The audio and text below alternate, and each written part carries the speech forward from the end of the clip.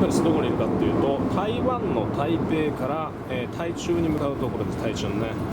で、新幹線、いわゆる台湾という新幹線 THSR、 これは日本の、援助も入ってるんですけど、今乗ってるところでございます。本日日付が2016年平成28年の10月の20日木曜日です。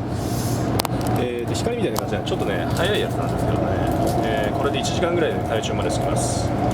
でやっぱ見てみると日本の新幹線のね技術供与があるんで、やっぱり新幹線と一緒ですね。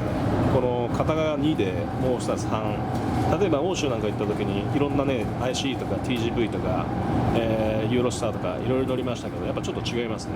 これは日本式のやつに乗ってます。韓国なんかだといわゆるその TGV を車両を採用しているのでね、ちょっと違ったりするんですけど、ここはやっぱ日本式ですね。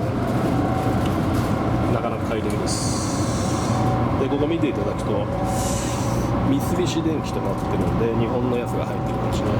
で荷物一応ここに置くことできるので、大きい荷物はこっち側に置いておくといいと思います。まああんまり積まれることないけどね、ちょっと気をつけた方がいい。貴重品だけは外した方がいいなと思います。